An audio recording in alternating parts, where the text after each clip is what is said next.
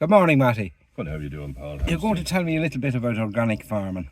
Well, Your sure. thoughts on it. Well, sure, organic farming is a lot of people would like to know a bit about it, and a lot of people know a bit about it, and a lot of people are doing it.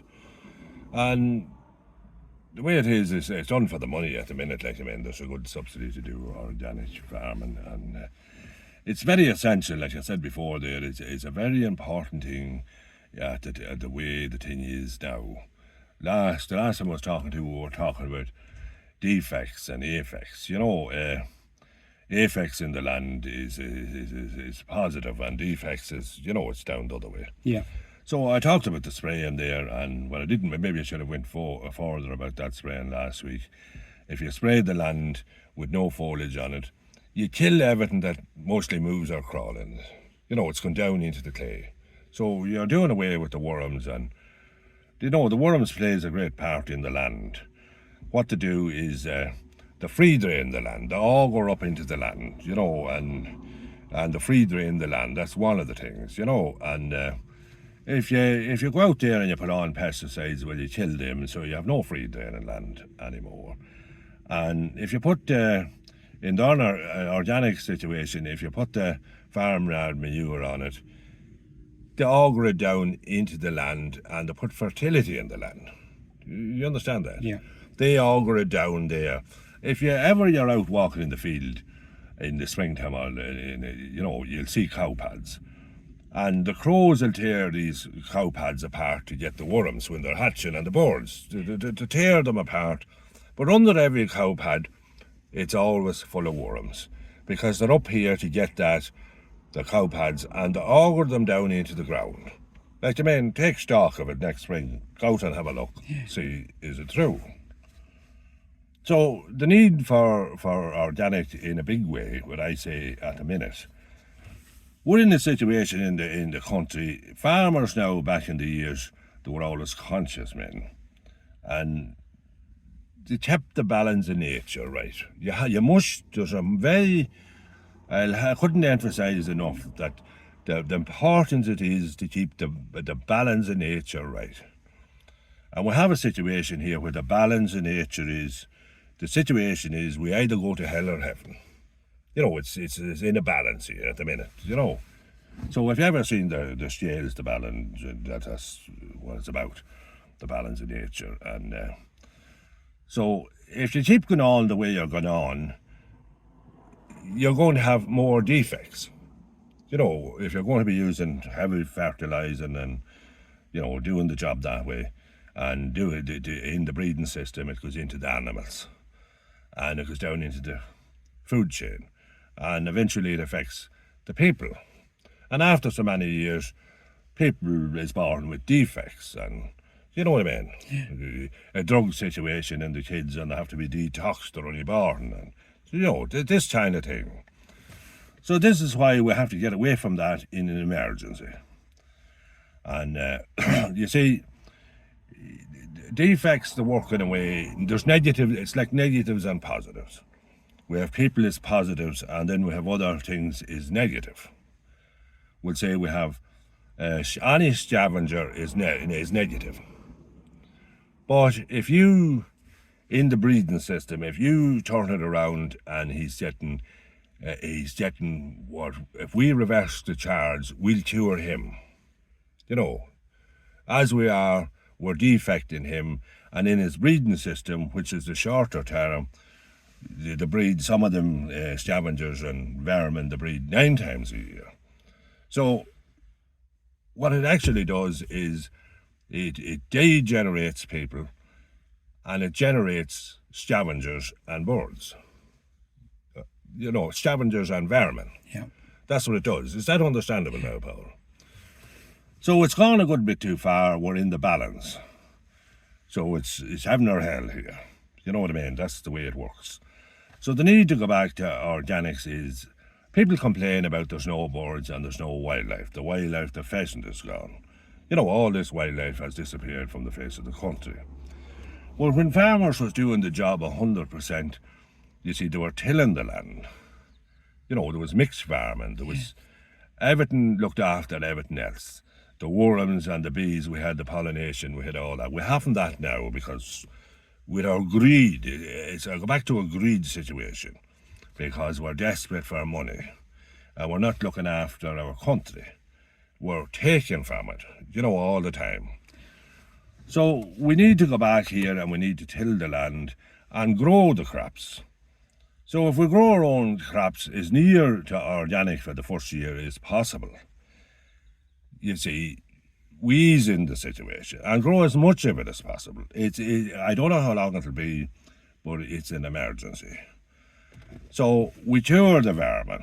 They breed 9 times a year. So they'll get 9 times cleverer or 9 times viciouser and maybe 9 times bigger. You understand? This is the defects we'll have.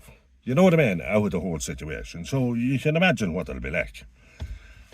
And, so we reverse the charge. We reverse back to come forward. You know what I mean? We'll go back to come forward to improve the situation for people, animals, and if we improve the land, we'll improve the animals and we'll improve the people health-wise. So we're going to cure everything here. And we'll put the scavenger boards and all back where they belong. Do you know what I mean? In the rightly frame or situation. So what we need to do is we need to plough the land, a percentage of it anyhow, as much as possible. I'd say now at this time, we haven't much time, but I'd say as much. It's up to every man to know and to do what he knows is right. So we need to plough the land and go as much organic as possible. No fertilizer if possible. You mightn't crop for the first year, but the land is here and all the silt of the land is on top of the land. So if you don't go too deep, you have all the silt. So people will say to you, how would you go about doing that? You grow not only weeds and dirt. I've seen the farmers growing that were organic, more or less organic, and they didn't use sprays or chemicals as such. And they grew the cleanest crops you ever seen. But there was a secret to that. The main secret to that is you can go to the ploughing and you can see it for yourself. It's education. It's always education to go to the ploughing if you have an interest in that kind of thing. But this time I think you need to have an interest. It's all about the ploughman. He's an expert in his field because he's a man that knows how to set his plough and he knows how the scribe should be turned over. You understand? Like, he turns this sod over. If you start in a green field, there's not a bit of green to be seen. You know what I mean? You turn it down. Yeah. It's not a good idea to plough deep because if you plough deep, you bring up dormer clay, and the clay that never seen the light, that'll grow nothing whatsoever for you. It's nothing. It's not worth it. So you plough shallow, about 4 inches, 4 to 5 inches at the most, no more than that. And you get adequate amount of clay to grow your seed, and you get the silt of the land. The richest part of the land is on top where it gets the light and where all the worms are. They are there. And they mix all the fertility through the top of the land. It's something now this year you don't have. You have no sunlight, you have no sugar, and you have no vitamins coming off the land, you may have grass, but if you haven't the vitamins coming out of the land that the sun puts into the land, you'll have sickness in cattle and you'll have sickness down the line, the whole winter in your feedstuff and all that. Well, that's an understandable thing now to most farmers, I'm sure, at this stage. So, this is what we do. We plough it shallow, and we plough it well. If all the green or all is turned down completely, not a bit of it to be seen. Now it's not like when farmers was ploughing with horses, all they had is a coulter on a plough, a mart. But now they have this, and they have, which is a great yoke, there's skimmers. The skimmers on a plough, and you set this skimmer, and it turns it. It sort of breaks in a part of the sod, it puts an angle on it that turns over completely underneath as you plough. So you're ploughing there, you have no wheels whatsoever. So all you have to do is that sod that you turn down, and you only turn it 4 inches to your foot, 3 to 4 inches, shallow as you elect to plough it. If you're ploughing for, we'll say, barley or for oats, you might have to go a little deeper for potatoes, to get cover. But oats, you need to, and that sod is down underneath, and that's rotting underneath. People will say about manure, you need manure. But the first year may be hard. But it's rotting underneath, and it's feeding the land, feeding back up into the land. Do you know what I mean? Yeah. Again. So it's bringing it up to the top, and it's dying, it's rotting in there. So farmers back in the years, what they actually done was rotate crops. So the next year you come along, you grow that crop, and you have, we'll say you start off with oats, or you start off with potatoes. I suppose they used to always say potatoes first, but I don't think it's right, because if you're growing potatoes, you'll have to go down with your drill plough, and you have to break up all that soil, clay, and that sod to get enough of covering. So I'd say we should forget about potatoes the first time. We should grow oats. So your field is well ploughed, it's as level as before you started. And you come along with a pin harrow, a light pin harrow, or whatever, a disc harrow is a good idea. And you disc this field. And you raise a certain amount of clay, it's only an inch of clay, but it's sufficient to cover your seed. You shake out your seed, and you harrow it again with the harrow upside down. That's some of them done, and some of them done with a bush and whatever. And then you roll your seed, and then your crop is done. And you have a good job done. And in addition to that, we'll say with oats, so that you have a benefit. You have feed for your sheep or your cattle or barley or whatever it may be. You have feed for your sheep and your cattle. Plus you have straw at first hand. And in the field as you plough, or in your garden as you dig, I say it's even essential for people that has gardens to dig a couple of ridges and start off with a ridge, and you do the same. You turn it over here before the winter, and you turn all them sods down, and then you have nothing to do, only get a rake and shake the clay and loosen the clay in dry weather. Don't work it in wet weather, it's not advisable.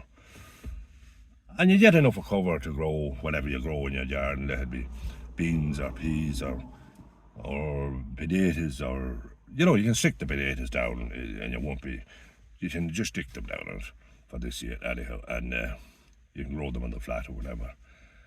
And all the things you need about house cabbage and scullions, and you can have all them. It's surprising what you have in a small ridge, and people should do that. And into the bargain, like with there's kids around the house, kids, they're born innocent, and all they know is what you tell them.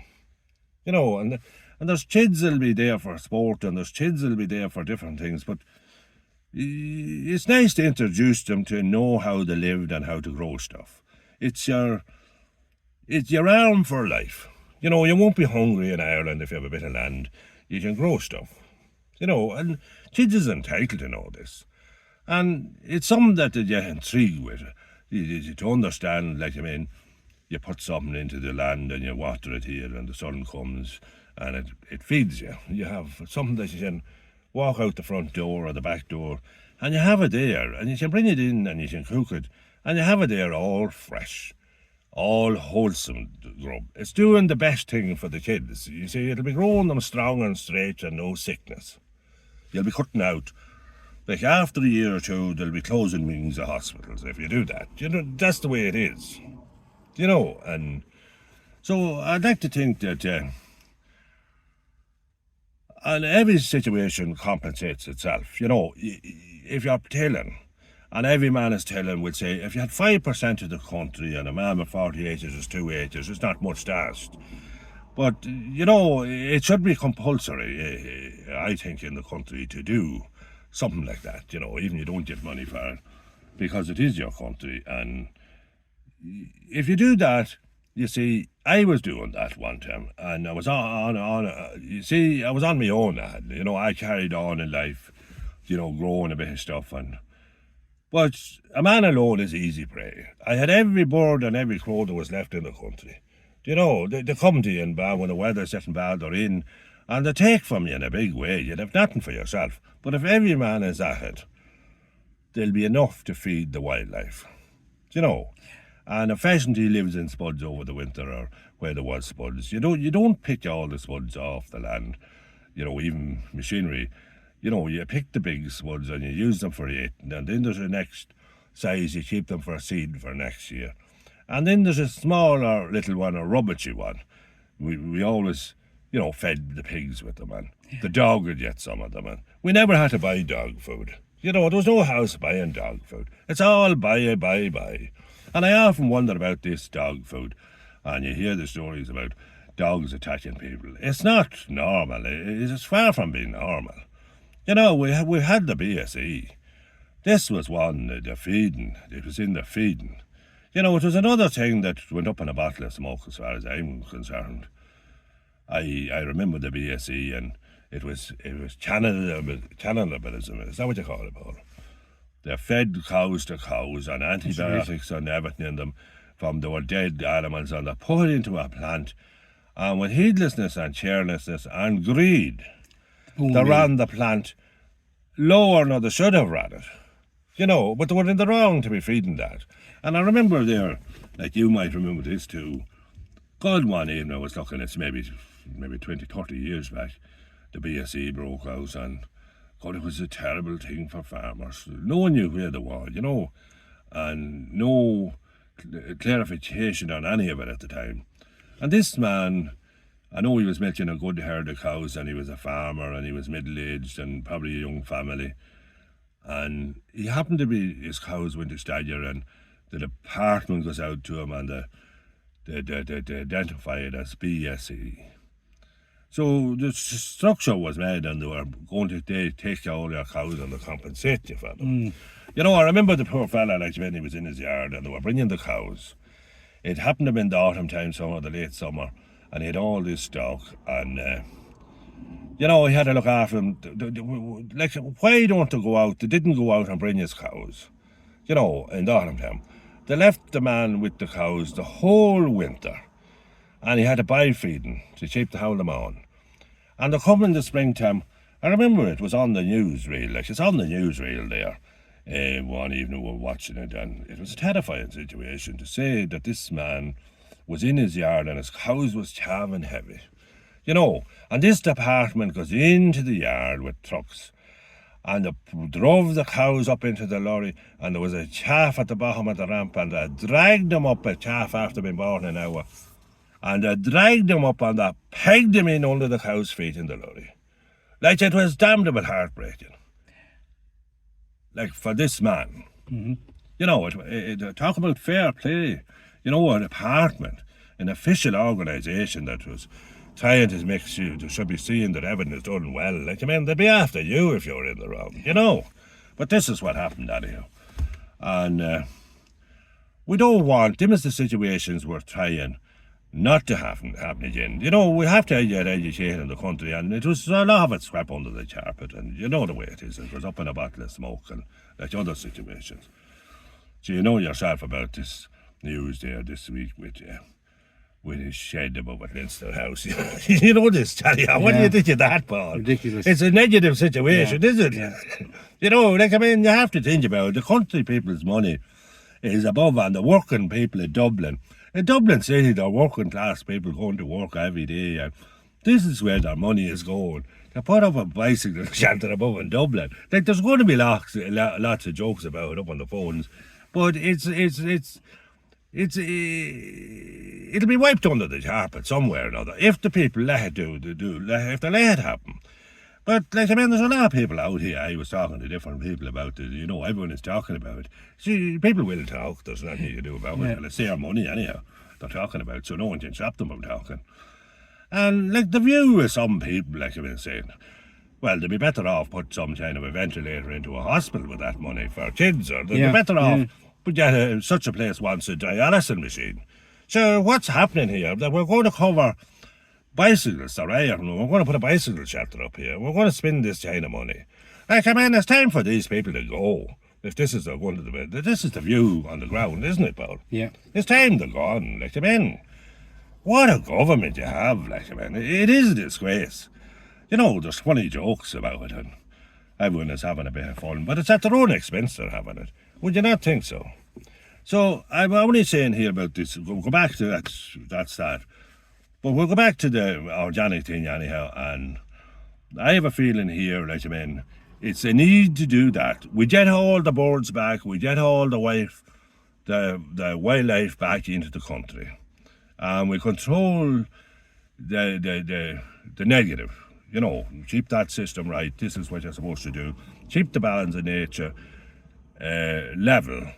And if you don't do that, they'll be coming after you instead of you coming after them. It reverses around. That's the way it is. So I have a feeling that, you know, with all the situation here, it's better that people use thinking to know and do what they know is right. And it's common sense. If there's such a thing as common sense left in the country, there's so much of it left, but it still is common sense. And I feel that the country out there, our motherland, is calling here. Like, I mean, it's probably saying, it's now or never, come hold me tight. You know, this is what it's saying here. So it's up to you. And as like I said before, the world's a stage and you must play a part. Each and every one of us. And I'd say it's a good way to look at it and think about it and be ready to start today or tomorrow. Don't leave it. Don't ever leave it after tomorrow, because it's going to bite you. And it will bite, and it will bite in a big way. And if you're going to set a garden, do, like I say, or get advice on it. And all you need is a spade, a grape, and a rake. And kids will get in when you show them. They'll make holes and they'll drop seed in it. And it will be intriguing for them. You know, it'll do abundance good and cause abundance of happiness. You know, for youngsters. They'll have something in life to look forward to and to know about, because they're innocent and they don't know and they never knew. And a lot of farmers, maybe middle-aged farmers, never maybe didn't even know about the balance of nature, keeping the balance of nature. You know, the departments out there, the Ministry of Agriculture, or whatever you call them, them is the people that should be emphasising on this and looking after this. Instead of having cameras in the sky and cameras out watching us on we're watching the farmers, the backbone of the nation, on a 5-day surveillance because they get a few pound. And if you keep going after this few pound, there'll be someone coming after you, or worse situation. So I'd say use thinking to know and do what you know is right about it. And come hold your country tight, because it's very important. And, you know, we'll leave it at that, Paul. It's a good day. And you know what, Paul? I was out early this morning, I was down at the shop, and, you know, everyone is in good humour. The good weather's a tell what it does. And, you know, as we say, heaven is in hello and hell is down below today. And, you know, the best of luck to everyone. Thanks, Matty.